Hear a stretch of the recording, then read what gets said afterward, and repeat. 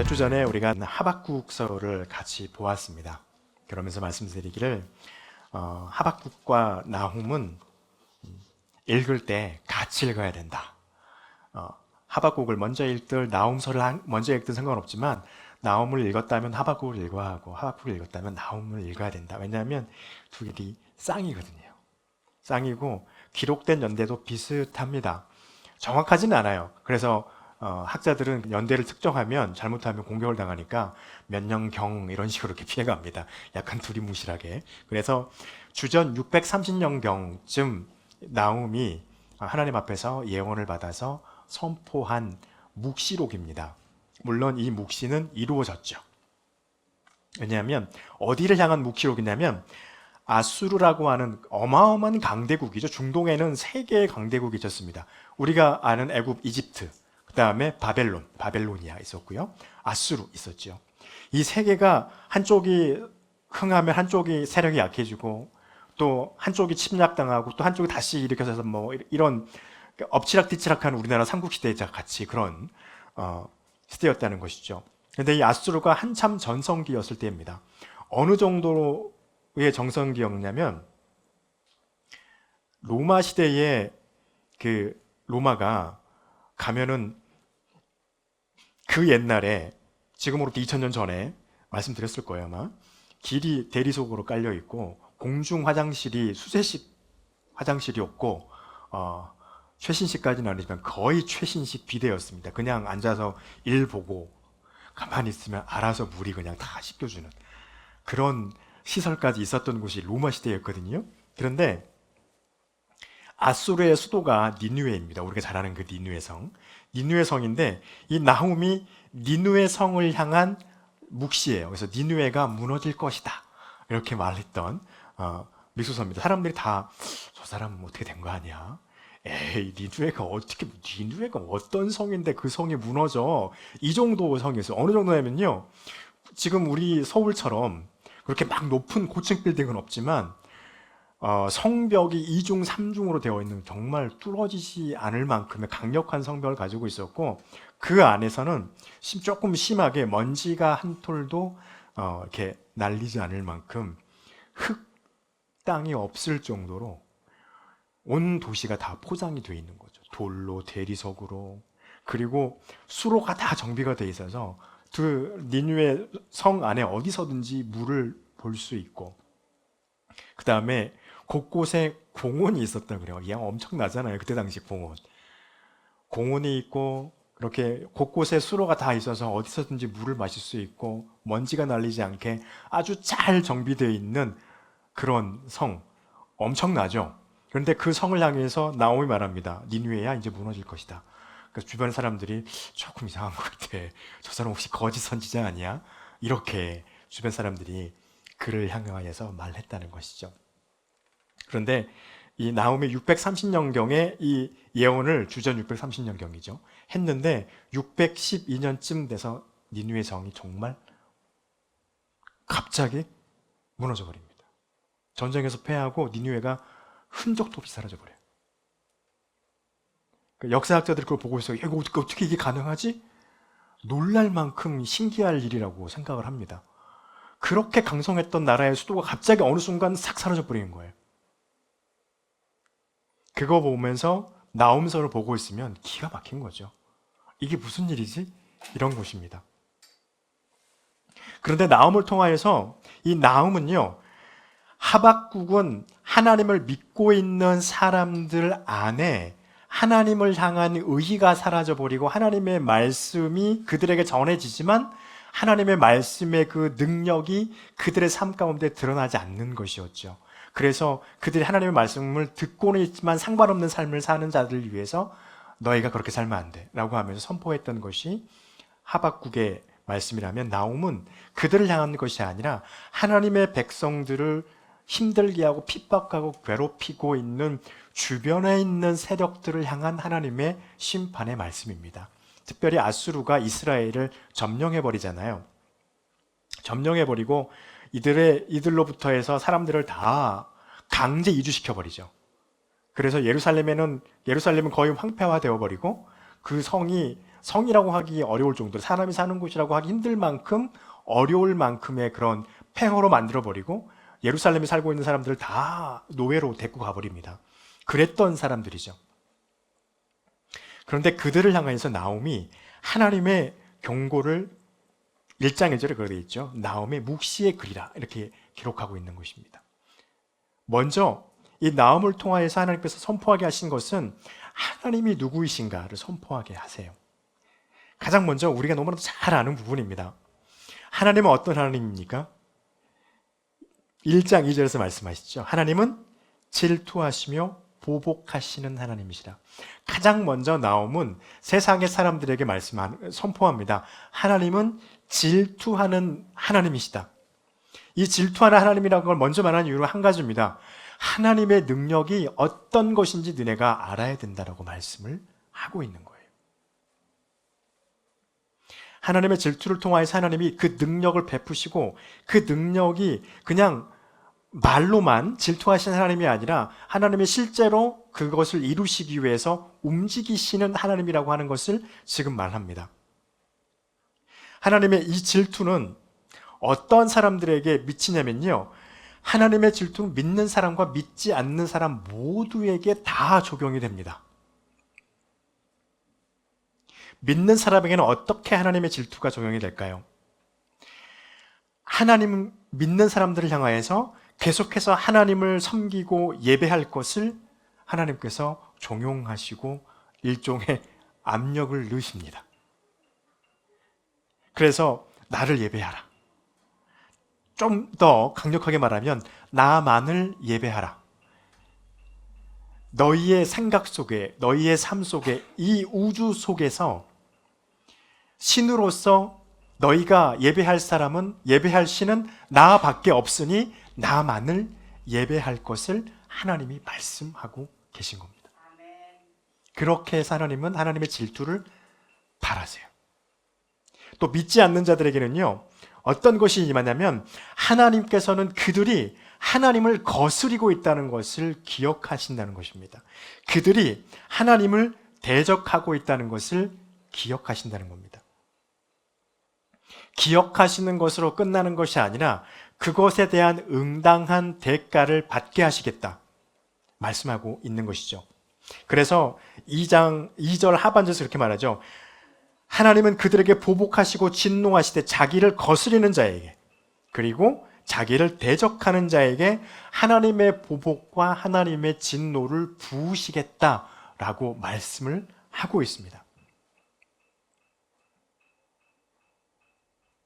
이것을 이루신다는 것이죠. 여러분, 우리가 생각할 게 하나 있습니다. 성경에서 하나님이 진노하사, 내지는 하나님께서 그들에게 원수를 갚겠다 이렇게 말씀을 하시는 부분이 나와요. 오늘 나홈서에서는 보복하시겠다라고 말씀을 하고 있습니다. 이 보복은 우리가 알고 있는 보복과는 다른 의미입니다. 성경에서 말하는 보복은 어떤 의미냐면, 우리가 알고 있는 보복은 뭡니까? 누군가가 나에게 어떤 잘못을 해가지고 나에게 큰 불이익을 끼쳤다거나 어떤 육체적인 어떤 부분에 있어서 손상을 입히게 하면 우리가 좋아하는 거, 요즘에 영화나 어떤 그런 문화 콘텐츠들이 좋아하는 거, 이에는 이, 눈에는 눈, 그대로 갚아주지, 아니면 거기 곱하기 얼마 해가지고 더 갚아줘야지, 이렇게 하는 게 우리는 알고 있는 보복이고 원수 갚음이잖아요. 하나님의 이름으로 내가 그들에게 보복하랴, 내가 그들에게 원수를 갚아주리라 할 때 그 하나님의 이 말씀이 그 보복이 절대 아니에요. 어떤 보복이냐면요, 우리의 개인적으로 개인의 원수를 갚는 것이 아니라 하나님께서 그것을 쌓아두실 거예요. 그때 바로 갚는 게 아니라 쌓아두실 겁니다. 쌓아두셔서 그 사회 전체에 그냥 부어버리시는 거예요. 더 무서운 거죠, 한편으로는. 내지는 하나님의 백성들을 핍박하는 어떤 한 사람이 있으면 그 사람이 하고 있는 거를 다 모아놨다가 그거가 때가 되면 그 엄청나게 모여있는 하나님의 분노를 그 사람에게 왕창 다 부어버린다는 겁니다. 여러분, 이거는요 엄청나게 무서운 거예요. 하나님께서 진노, 하나님께서 보복이라는 말을 꺼내시는 건지, 이거는 감당하기 어렵습니다. 1대1로 누가 나를 싫어하면 그 사람 하나 감당하는 것도 상당히 어렵거든요. 그런데 하나가 아니라 하나님이, 인간도 아닌데 하나님이 나를 섬기고 나를 예배하는 자들을 괴롭히고 그들을 핍박하는 자들의 것을 하나씩 다 이렇게 모아놨다가 어느 때가 되면 한꺼번에 확 부어버리면 그걸 어떻게 감당하냔 말이에요. 감당할 수가 없습니다. 그런데 중요한 것은요, 이거 지금 3절 말씀에 갑자기 진노를 말씀하고 보복을 말씀하다가 갑자기 나오면 뭐라고 하냐면요, 여호와는 노하기를 더디하신다. 이러니까 이거 뭐야? 갑자기 이럴 수 있잖아요. 진노하시고 보복하신 분이 왜 갑자기 노하기를 더디하신다고 그래? 이게 그 말이에요. 그때 바로 보복하지 않으신다는 거예요. 모아두신다는 겁니다. 모아놨다가 그것을 하나님께서 정하신 시간이 딱 되면 부으시겠다는 거예요. 니느웨가 지금 그래요. 아수르가 그래요. 그때 당시에 이 아수르라고 나라는 문화적으로, 군사적으로 어느 나라든 맘만 먹으면 정복할 수 있는 그런 엄청난 힘을 가지고 있었던 나라였습니다. 전성기였어요. 지금 나옴이 이 메시지를 묵시를 선포하고 있을 때가 니느웨, 아수르의 최고 전성기였어요. 그러니까 사람들이 미쳤다 그러죠. 저 사람 어떻게 된 거 아니야? 지금 최고의 전성기인 그 나라한테 가가지고 망한다고? 어이구, 야, 망할 기미가 안 보여. 그러고 있는데 하나님이 이런 분이라고 하는 걸 선포하는 겁니다. 너희가 하나님을 예배하고 있는 자를 지금까지 괴롭히지 않느냐. 하나님이 그걸 지금까지 쌓아두셨다. 때가 이뤄가고 있다. 이거예요. 근데 여기에는 한 가지 또 하나의 비밀이 있습니다. 무엇이냐면요, 하나님의 선하심이 여기에 들어있어요. 하나님의 분노를 바로 붙지 아니하시는 것은 하나님의 선하심입니다. 첫 번째는 하나님을 예배하고 하나님을 믿고 하나님 앞에 인내하고 있는 자들이 더 인내하고 더 버티기를 하나님께서 기다리시는 것이고요. 혹 그 안에 하나님의 믿음에 흔들림이 있는 자들이 굳건한 믿음으로 돌아설 수 있는 기회를 주시기 위해서 버티시고 있는 겁니다. 또 한편으로는 아수르와 같이 이렇게 하나님의 백성을 대적하고 그들을 위협하고 그들을 괴롭히는 그들이 혹 하나님을 알고 하나님의 말씀을 깨닫고 하나님 안으로 들어오기를 기다리고 계시는 거예요. 그런데 이 기다림은 늘 말씀드려요. 영원할까요? 절대 아니라는 거죠. 하나님께서 정해놓으신 때가 있다는, 그 때가 되면은요, 이젠 기다림이 없습니다. 붙는 거예요. 그래서 나옴은 고백합니다. 하나님은 질투하시는 능력의 하나님이라. 여러분, 그 하나님을 믿고 의지하십니까?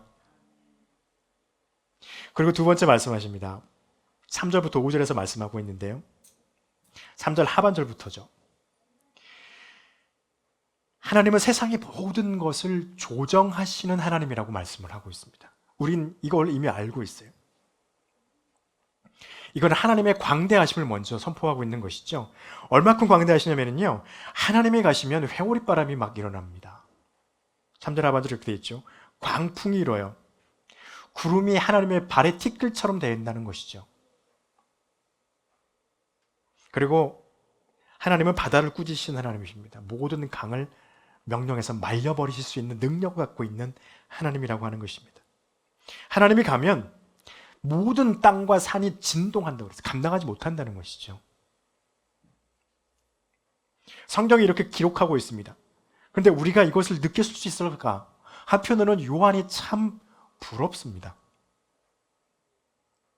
요한이 왜 부럽냐면요, 요한은 계시록을 기록한, 요한계시록을 기록한 요한은 얼만큼의 시간이 걸렸는지 모르겠으나 밤모섬에서 감옥에 갇혀서 그는 하나님이 임하면 일어나는 진동과 여러 가지 번개치고 회오리바람이 불고 막 온 세상이 뒤집어질 것 같은 그러한 하나님의 엄청난 광대하신 위엄을 직접 느낀 사람이었어요.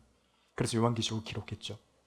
거기에서 보면 하나님이 임할 때 보면은요, 불꽃이 막 번개 같은 게 떨어지고 바람이 불고 막 난리가 납니다. 신의 현현이죠.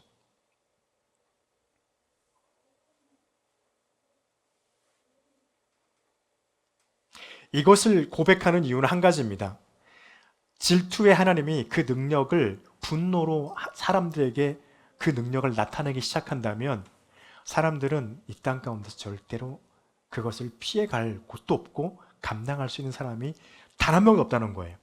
왜냐하면 산도 바다도 바람도 구름도 그 어떤 것도 하나님의 임재를 감당할 수 없는데, 임재 자체를 임재하시는 것도 감당할 수 없는데 하나님이 거기에 경노와 진노를 함께 하신다 그러면 감당할 수 있는 것은 단 하나도 없음을 말하고 있습니다. 또 한 가지 우리가 알아야 될 것은요, 하나님이 다만 단지 하나님의 선지자를 통하여서 오늘날 우리가 가지고 있는 한 성경 말씀을 통하여서 하나님이 역사하신 것을 말씀으로만 이렇게 할 것이다는 미래, 아주 미래에 일어날 일인 것인 양만 말씀하시는 것이라고 사람들이 생각할 수 있고 그때도 생각했어요. 그런데 나홈은 지금 뭐라고 말하고 있냐면요, 하나님은 반드시 행동하실 것이다 말씀을 하고 있어요. 여러분 2절 말씀 보면 이렇게 말합니다. 보복하시는 하나님이다 말하고 있죠. 또 진노하시는 하나님이다 말하고 있죠. 4절에 보면 꾸짖으시는 하나님이다 그렇게 말하고 있습니다. 7절에 보니까 또 그렇게 말합니다. 자기에게 피하는 자들을 아시는 하나님이다. 여기에 나오는 이 보복하고 진노하고 꾸짖고 아신다라고 하는 이 단어의 이 동사가 가지고 있는 것은요, 행동을 표현하는 말의 어법입니다. 그래서 하나님은 그것을 반드시 행동하신다 라는 것을 말씀을 하고 있는 부분이기도 해요. 또 하나는 역사 속에서 하나님이 현존해서 지금 인간의 사람의 역사를 이끌어가고 계신 분이 바로 하나님이라고 하는 것을 강력하게 시사하고 있습니다. 그런데 그것을 넘어서서 한 번 더 말씀하고 있는 것이죠. 3절 하반절부터 5절까지 모든 자연이 하나님의 임재 속에서 요동치고 그들이 있는 곳이 어떠한 곳인지 알 수 없고 때로는 땅이 녹아내리기도 하고 바위가 터져 나기도 하는 것을 합니다. 이것은 뭐냐면요, 인간이 과학이 발전하고 기술이 발전해도 그들이 절대로 할 수 없는 게, 지금도 하지 못하는 게 뭐냐면 자연, 대자연의 어떤 섭리를 인간이 원하는 대로 조종하는 것, 그것은 지금도 못하고 있어요. 아마 앞으로도 못할 겁니다. 그런데 하나님은 인간이 아무리 하려고 했던 그것들을 할 수 없지만 하나님은 자연의 섭리를 하나님이 원하시는 대로 움직이신다는 겁니다. 여러분, 이 두 가지를 보았을 때 하나님이 만약에 하나님의 뜻을 가지고 인간의 역사 가운데 개입하셔서 그 역사로 움직이신다면 지금 당장 무너지지 않을 것 같은 나라일지라도 하나님 앞에서 반드시 무너지게 되어 있다는 것입니다. 만약에 하나님의 뜻이 그렇게 세워졌다면. 왜냐하면요, 인간의 역사를 조종하고 대자연의 모든 것을 하나님이 원하시는 대로 이끌어 가시는 하나님이시기에 그 앞에 있는 인간의 문명과 인간의 역사는, 또 인간의 의지는 아무것도 아니라는 것을 말씀하고 있는 것이죠. 그리고 또 하나님에 대해서 말씀하십니다. 하나님은요, 하나님에게로 피하여 들어오는 자들을 안다라고 고백하고 있습니다. 7절의 말씀이시죠. 여호와는 선하시며 환난 날에 산성이시라. 그는 자기에게 피하는 자들을 아시느니라 말씀을 하고 있습니다.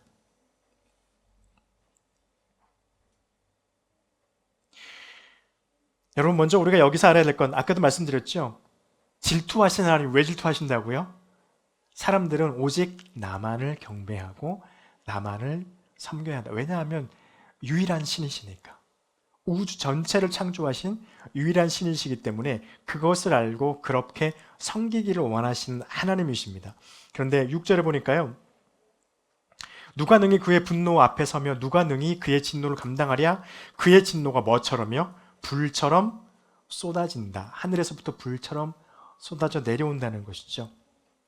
이것은 아수르 당시의 신, 우리가 너무 잘 압니다. 바알입니다. 그 바알이 어떠한 신인지를 하나님께서 그들로 하여금 깨닫게 하고 있는 것 중에 하나입니다. 이걸로만 봐서 잘 모르겠잖아요. 하늘에서 불이 떨어지는데 뭐 바알이하고 무슨 상관일까? 바알의 신화에 의하면요, 바알이 이렇게 지구에서 이렇게 놀러 갔는지 어떤지 모르겠는데 어딜 가다가 잡혔어요, 신이. 잡혔는데 누구한테 잡혔냐면 얌이라고 하는 신입니다. 강의 재판장이라고 하는 별명을 가지고 있는 그 얌이라고 하는 신에게 끌려갑니다. 그래서 바다 어디론가 끌려갔겠죠. 끌려가가지고 거기서 붙잡혀 있어요. 신이 돼가지고. 그래가지고 나중에 그 얌과 얌의 무리들과 함께 전쟁을 해가지고 그 얌의 신이라고, 그 강의 신인 얌을, 바다의 신인 얌을 이깁니다.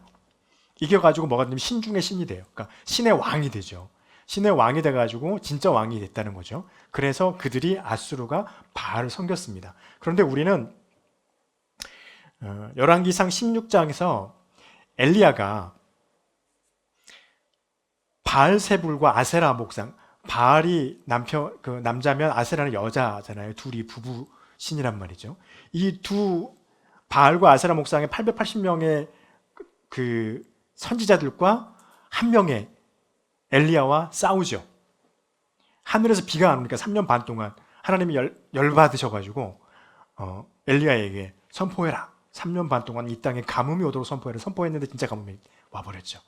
그래서 이제 그거 때문에 너무 힘드니까 아하브 왕이 불러가지고 이거 좀 풀어달라 이제 말을 하는 거죠. 그래서 880대 1로 싸운 거예요. 그래서 제단을 쌓아놓고 거기에 고기를 잔뜩 해놓고 거기다 물을, 가뭄이어서 물도 없는데 물을 잔뜩 부어서 적게 만든 거죠.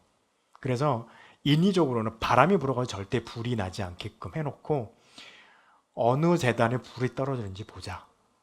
그렇게 해서 결국에는 우리가 아는 것처럼 하나님의 선지자 엘리야의 기도에 의해서 거기 제단에 하늘에서 불이 떨어지는데 그 제단에 있는 그 땅이 다 불에 타버렸어요. 심지어는 그 땅과 제단과 고기를 적셨던 그 물까지 전부 다 싹 하나님이 불로 태워버리시죠. 그러고 난 다음에 비가 내립니다. 이것을 기억한다는 거예요. 바알은 하늘에서 불이 내려오도록 하지 못하는 거예요. 그 능력이 없어요. 그것을 지금 말하고 있는 것입니다. 그리고 또 한 가지, 하나님은 누구에게 붙잡혀 가시는 하나님이 아니라는 거예요. 바알은 잡혀갔잖아요. 그리고 싸워가지고 이겨서 신이 된 거잖아요. 신의 왕이 된 거잖아요. 그런데 하나님은 그럴 이유가 없다는 겁니다. 왜냐하면 하나님 외에 신이 없으니까.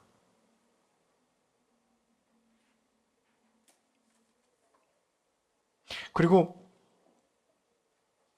이걸 보니까 이따 성경 공부 시간에 그 부분이 나오니까 보여지는데, 그래서 그런가 예수님도 한번 이적을 쫙 펼치십니다.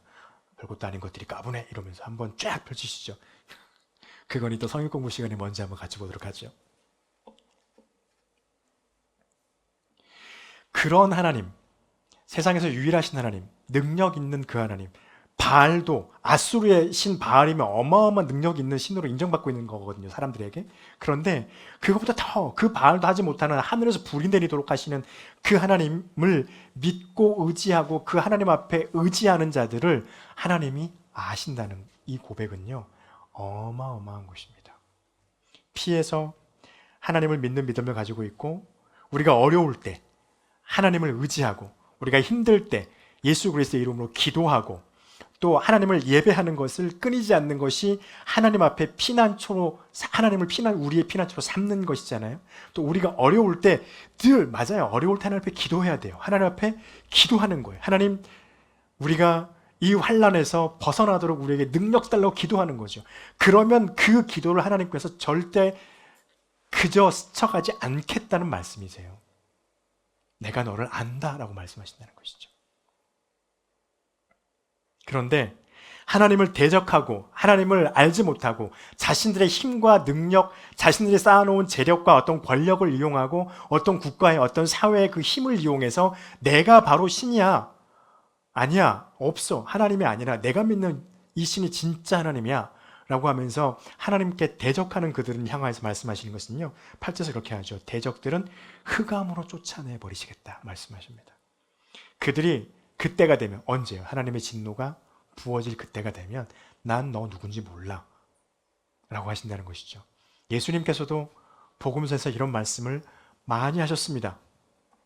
믿음에 있는 사람들에게도 믿음이 없는 사람들에게도, 하나님을 믿고 의지하지 않는 자들, 하나님의 이름으로 그것을 행하지 않는 자들, 하나님을 섬기지 않는 자들에게는 하나님이 말씀하신 네가 누구인지를 알지 못한다.